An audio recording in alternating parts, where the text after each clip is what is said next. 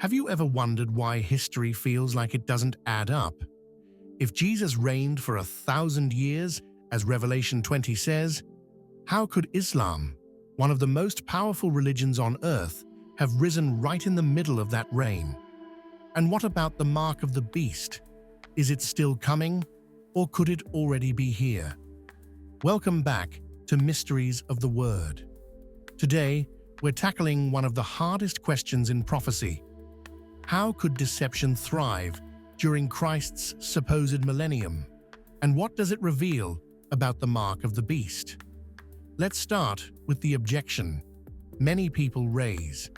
If the millennium reign began after the destruction of the temple in 70 AD, then Christ reigned for 1,000 years of peace. But Islam rose in the early 600s, only a few centuries later. That doesn't sound like peace, it sounds like another rebellion. So how do we make sense of it? Revelation 20 gives us a clue. It says Satan was bound for 1,000 years so that he could not deceive the nations anymore. Notice, it doesn't say all evil disappeared. Local wars, false religions, even corrupt leaders could still rise. What was restrained was Satan's ability to unite the whole world in one final rebellion, Gog and Magog. In other words, deception wasn't gone. It was contained. But why would God allow Islam to rise at all? Some apocryphal writings suggest the millennium was never meant to be a perfect utopia. In 2 Esdras 7, the prophet describes Messiah's reign as lasting a set number of years. But even then, people are still tested. Evil doesn't vanish. It's restrained.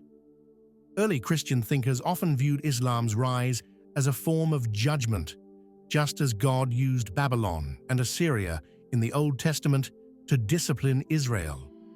The Apocalypse of Abraham even describes demonic powers stirring up nations and kings long before the final end. So perhaps Islam's rise during the millennium wasn't a contradiction, but part of God's plan to test and purify His people. The Book of Enoch helps us here. It says the fallen angels were locked away until a time of judgment, but it also hints that some evil forces would stir before the final release. Could it be that by the 600s, the cracks in the millennium were already showing? Islam spread with stunning speed, conquering nations, enforcing submission, and even controlling Jerusalem itself. For many, this looked like the first tremors of the coming little season, when Satan would eventually be released in full power.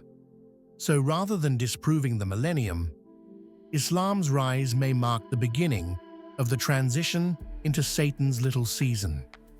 But what about the mark of the beast? Revelation 13 describes a system where no one can buy or sell unless they have the mark on their hand or forehead. For centuries, Christians have wondered, is it a literal mark, a tattoo, a microchip? But look closely. In the Bible, the forehead and hand often symbolize thought and action, loyalty and behavior. In Deuteronomy, God told Israel to bind His commandments as a sign on their hand and forehead. The beast's mark could be the counterfeit, not just a physical mark, but an allegiance to a system opposed to God. Some non-canonical writings echo this.